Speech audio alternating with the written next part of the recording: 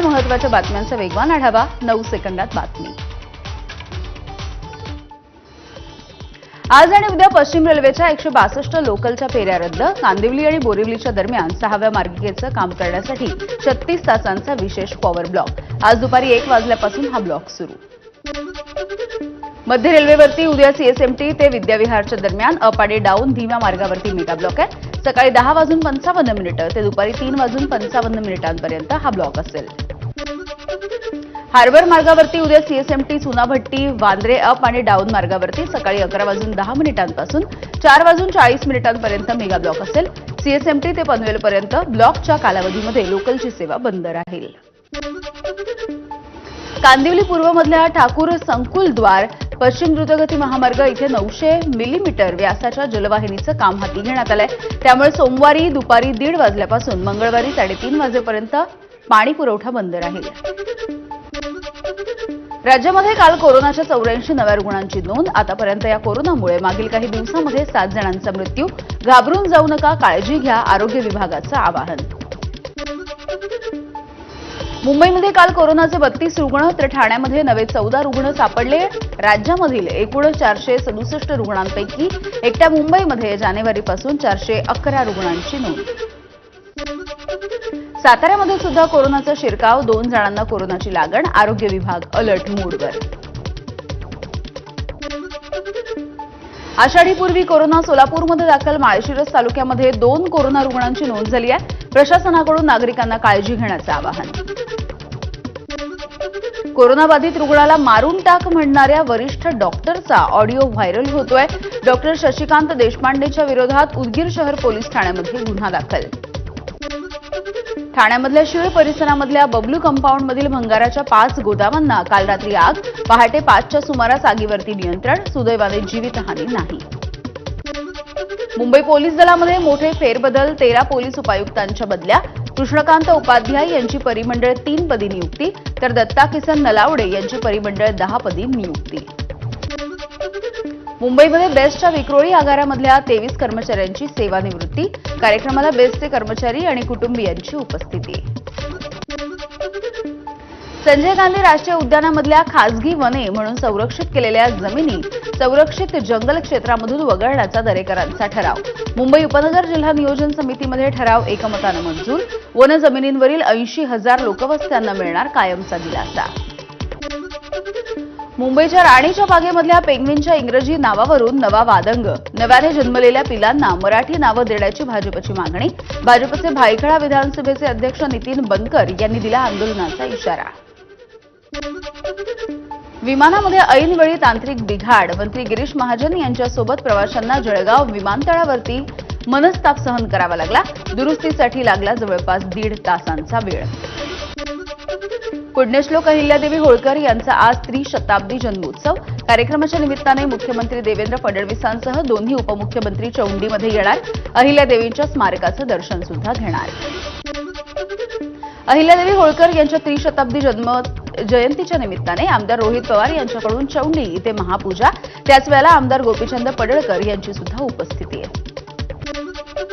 चौंडीमध्ये रोहित पवार यांच्याकडून गोपीचंद पडळकर यांच्या सत्काराचा प्रयत्न, मात्र पडळकर यांनी सत्कार स्वीकारला नाही।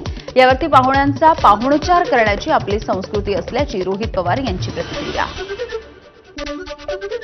पुण्यश्लोक अहिल्याबाई होळकरांच्या 300व्या जयंतीच्या निमित्तानं भोपाळमध्ये महिला सशक्तीकरण संमेलनाचं आयोजन। पंतप्रधान नरेंद्र मोदी संमेलनामध्ये सहभागी होणार।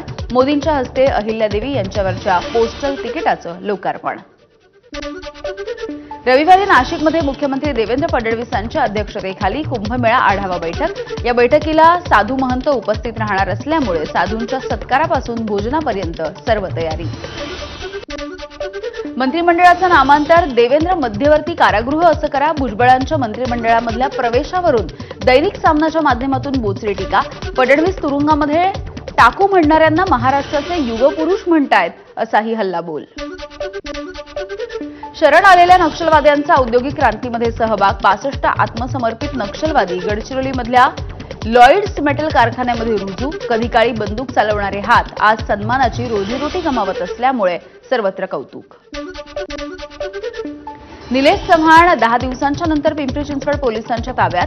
नेपाळ बॉर्डरवरून पोलिसांनी निलेश चव्हाणला ताब्यात घेतलं.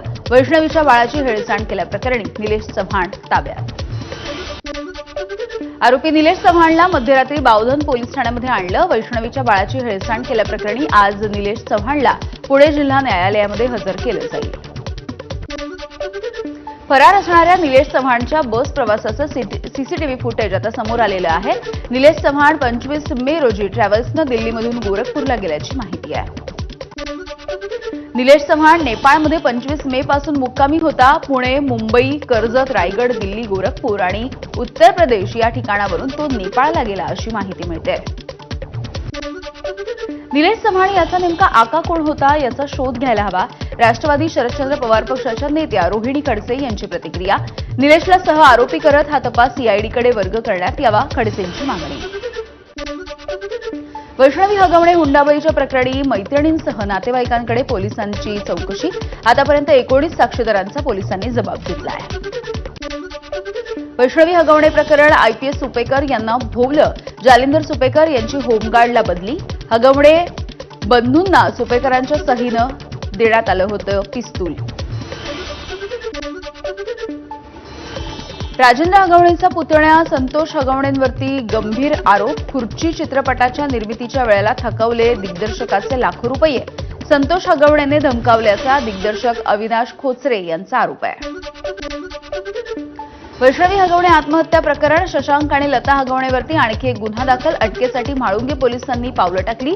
ताबा मिळवण्यासाठी न्यायालयामध्ये अर्ज. सोमवारी होणार सुनावणी.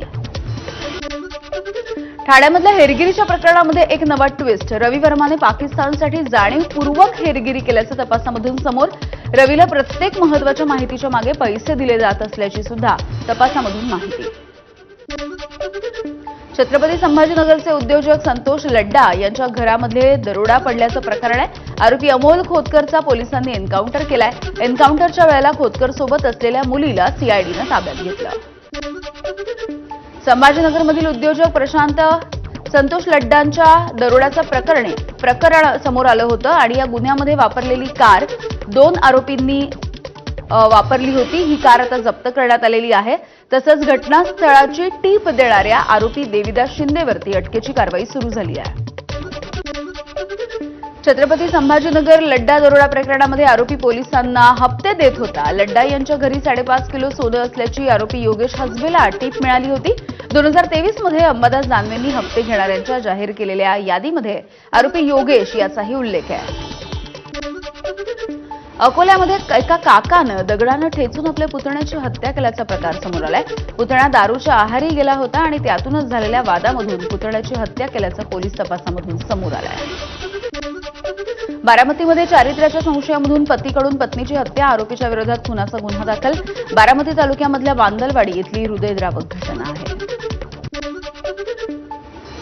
प्रेमी युगुलानं गळफास घेऊन आत्महत्या केली आहे. अंबरनाथ तालुक्यामधल्या कुशिवली भागातली घटना आहे. दोघांनी प्रेम प्रकरणामधून आत्महत्या केल्याचा अंदाज आहे. तरुणीला एका तरुणाकडून बेदम मारहाण झाली आहे. हा व्हिडिओ तुफान व्हायरल होतोय. हा व्हिडिओ नागपूरमधला असल्याची माहिती आहे. दुचाकीच्या क्रमांकावरून या तरुणाचा शोध सुरू आहे. बीडच्या आहेर वडगावमध्ये जुन्या वादामधून जयराम तावरे नावाच्या तरुणाला मारहाण. या मारहाणीचा व्हिडिओ काढणाऱ्या कृष्णा रोहिटेला सुद्धा मारहाण झाली आहे. मारहाणीचा व्हिडिओ का काढला असा जाब विचारत ही मारहाण करण्यात आली. खरीपाच्या तोंडावरती राज्यभरामधल्या 2,500 कृषी विभागाच्या लिपिकांचं विविध मागण्यांसाठी धरणे आंदोलन. मागण्या मान्य न झाल्यास 5 जूनपासून काम बंद आंदोलनाचा इशारा. भुईकोट किल्ल्यावरील झोपडपट्टी हटवण्यासाठी न्यायालयाकडून 17 जूनपर्यंत स्थगिती. किल्ल्यामधील 235 झोपडपट्टी धारकांनी दाखल केली होती उच्च न्यायालयामध्ये याचिका. आज होणार होती अतिक्रमण हटवण्याची कारवाई. मुंबईमध्ये उद्यापासून मीटर रिकॅलिब्रेशन न केलेल्या रिक्षा आणि टॅक्सी चालकांवरती दंडात्मक कारवाई होणार आहे. उद्यापासून दर दिवसाला 50 रुपये याप्रमाणे दंड आकारण्यात येणार असल्याची आरटीओची माहिती. राष्ट्रीय खेळाडू अविनाश साबळेच्या मांडवा गावामधल्या घराकडे जाणाऱ्या रस्त्याची दुरावस्था. अनेक वर्षांपासून चांगल्या रस्त्याची मागणी, परंतु स्थानिक प्रशासनाचं दुर्लक्ष. आता अविनाशच्या वडिलांचं रस्त्यासाठी थेट पंतप्रधान मोदींकडे साकडं.